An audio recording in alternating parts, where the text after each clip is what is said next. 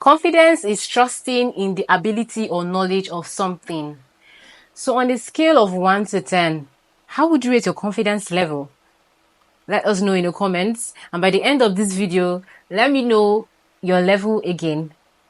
When it comes to self-confidence, a lot of persons lack self-confidence. So today we are going to be talking about some of the tips on how to improve your self-confidence, and I'll be talking about 5 of these tips. Because we are in a society where being vocal and speaking out and also being confident about what you do is what sells. So who doesn't want to sell themselves or what they do? So in this video, we're going to be talking about some of the things that you need to work on yourself to improve your self-confidence. Hello, my name is Constance Desiree. Welcome back to my YouTube channel. In this channel, I help you improve your fashion sense, help you develop your personal development, just like we'll be doing in this video, and also share lifestyle content. If you are new to this channel, please hit the subscribe button and turn on the bell icon so you get notified whenever I post a new video. And if you are a returning subscriber, I'm sending you virtual hugs and kisses. Thank you for always coming back to watch our video. So today, we'll be discussing some of the tips on how to develop self-confidence. Self-confidence, from the definition of confidence I mentioned earlier, is believing in your abilities and knowledge. What you know and the things you can do, believing in them. That is self-confidence. If you don't believe in yourself, if you doubt yourself, then you are lacking self-confidence, and this video is for you. Number 1 tip is self-awareness. Self-awareness is all about identifying your strengths and your weaknesses. What are those things you are good at? What are those things you are not too good at? For the things you are good at, you need to work intentionally to be better at them. Yes. And then for the things that you are not good at, your weaknesses, you need to work on how you can get out of that situation and be better and make those weaknesses to no longer be weaknesses, but push them to become strengths. Because when you are aware of yourself, it makes it easy for you to even set goals, for you to make decisions, and even to be able to understand how you work, so that if you find yourself in a situation where you know that, okay, this is not my strength, you can easily withdraw and allow those who this is their strength to carry it out. You get? So when you're self-aware, it is the foundation of building self-confidence. So go back to your drawing board and ask yourself, take a book, a pen, or your phone, your notes app, and then write down your strengths and your weaknesses. When you are aware of this, it makes it easier for you to be confident about what you can do and what you cannot do, because it's okay not to be able to do everything. Nobody is a jack of all trade, knowing everything, doing everything. It's not possible. You cannot be a mechanic, be an artist, be a fashion designer. You can't do everything. So it's okay not to be able to do everything. Just know what you can do. Be self-aware of your strengths and your weaknesses and work from there. Number 2 tip is positive self-talk. This has to do with positive affirmations, like the things you say to yourself, the things you listen to, the things you watch. They go a long way to help you build your self-confidence. So when next you want to step out of your house, look in the mirror and tell yourself, I can do this, or those other affirmations that are out there, because the universe listens to what we say. If you really want something and then you keep talking about that thing, before you know it, you're already becoming that thing. And that's why someone that wants to buy a car, maybe they say, okay, I love a Toyota Corolla car. You'll notice that as you keep going out, you now start seeing different types of Corolla cars in different colors, and you're like, oh. But those things were there before, but just that because you never really said that to yourself, that you did what you want, you didn't notice it. Let's say as a YouTuber now, I wanted to be a YouTuber, and that started making me to be self-aware. I started paying attention to other YouTubers, watching other YouTube videos, growing in that aspect. So whatever you want to become, whatever goals you've set for yourself, when you give yourself positive self-talks about it, it will go a long way to build your self-confidence about your abilities and your knowledge. If, for instance, I'm not self-confident, I'll not be able to come out here to put out content for you guys to consume, because I'll feel, maybe what I know might not be what these people need, or am I sure what I want to say is going to make sense? You get? So when those kind of thoughts begin to creep into my heart and I allow them to linger there, I will stop creating content. If I tell myself, no, I have something that somebody out there needs right now. It's to make me to wake up every day and think of the next content I'm going to put out for you guys to benefit from. You get? So when you give yourself positive self-talks, they go a long way to build your self-confidence. Let's say you want to speak in public and then you're having doubts that, oh, what if I go and say nonsense? If you now tell yourself that I'm not going to say nonsense, I'm going to say what will benefit people, and I carry value and I'm going to give out value, you'll see how your mindset, your mood, your head space, and everything is going to change, and you become more confident to go out there and speak to people.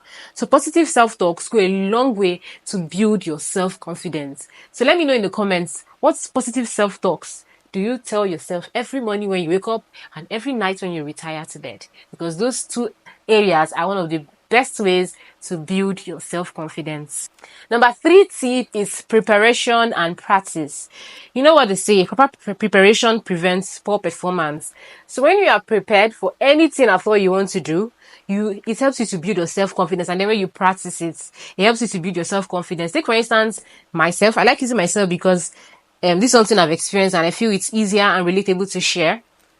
I didn't wake up one day and just start speaking, making videos, putting out content and all of this. It took a lot of preparation. I have to prepare. Let's say this video that I'm shooting now, I have to prepare first. What topic do I want to speak to these guys? I'll be of value to them. I'll make my research.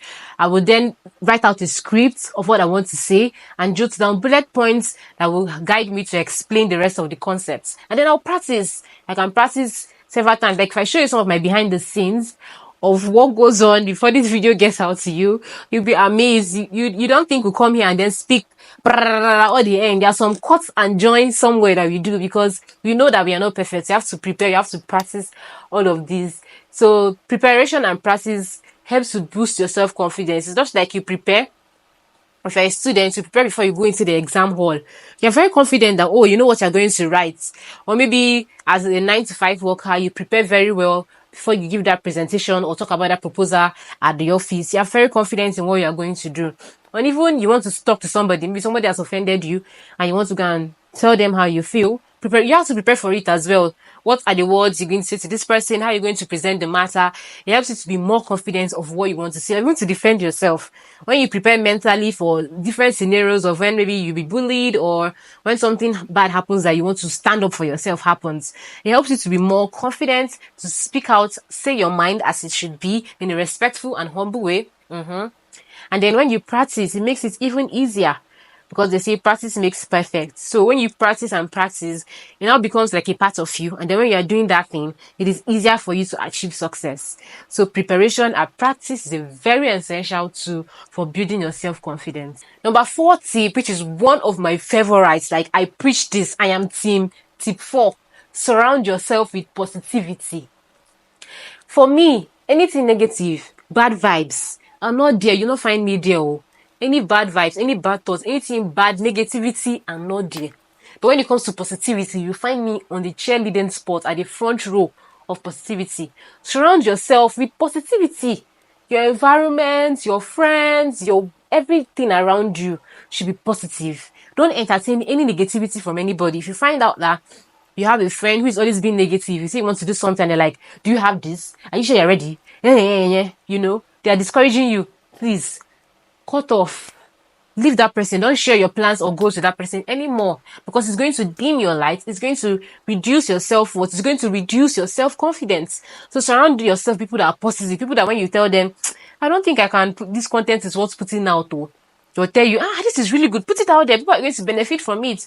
You know, they hype you up because in as much as you have self-confidence and believe in yourself, sometimes you need that prep talk, you need that motivation, you need that ginger from other people. So being in a positive environment helps you a lot. And then if you're in an environment where all your friends are go-getters, you have friends where they want to do something, they are doing it, they say something, they are doing it, you know, they are achieving their goals and all of that. It also pumps you to want to achieve your goals, and it builds that self-confidence in you that tomorrow, if there's anything you want to do, you are positive about it, and then you're able to achieve and go far in life because you surround yourself with positive energy.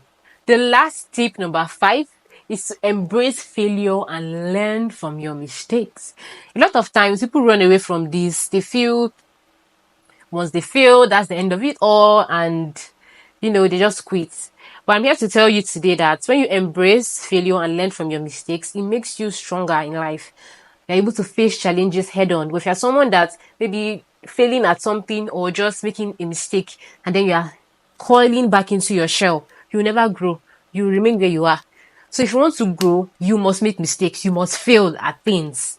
And then you grow from them. If you check my videos in the past, check my first set videos I did like 2 years ago, you will see that where I am now is not where I was then. I'm growing little by little. If I had said, okay, because those videos were not good enough, I shouldn't put them out, I wouldn't be here today. I would never have started a YouTube channel and I would be here. But because I made those decisions, I was self-confident. I told myself I have to embrace whatever comes my way.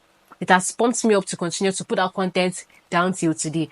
So you need to learn to embrace failure when it happens and then rise up from that failure. When you fail at something, it helps you not to make the same mistake again. You get? But if you don't fail at it, you will never learn. Even though they'll say experience is the best teacher, but sometimes you don't need to experience certain things. You can learn from the examples of others. You get? So when you fail at something, it makes it easy for you not to make that same mistake the next time. And then you can learn from the mistakes of others, not necessarily yours. Maybe you've seen a YouTuber that didn't really grow because they were doing things wrongly. You now decide to do something different. Or maybe as a student, you saw students, your seniors that made mistakes that cost them a lot. And then you're like, no, I'm not going to make the same mistakes. You learn to be different. Or maybe somebody you've seen do something, a marketing strategy that maybe a business partner did and it failed. When you want to do yours, you not go and do that same strategy again, would you? So that's what it means to learn from your mistake and then see failure as part of your growth process. They are stepping stones to getting to your destination, either to your set goal or to whatever you've set out for yourself to achieve. You need to learn to embrace all of this and learn from them. Very important. Embracing failure is one thing. Learning from that mistake that led to that failure is another thing. So when you know all these 5 tips, it's going to go a long way to help to improve your self-confidence. We're going to be talking more on how to speak with confidence in another video. So just continue to watch content in this video if you would love content like that. So let me know right now, on a scale of 1 to 10, how would you rate your confidence level after knowing all these tips? And by the time you implement these tips, maybe say in a month or 2, come back to this video and let me know how it went for you. Were these tips helpful or not? I would love to know. So guys, thank you so much for watching this video. See you in another video. Bye-bye. No, don't pause it.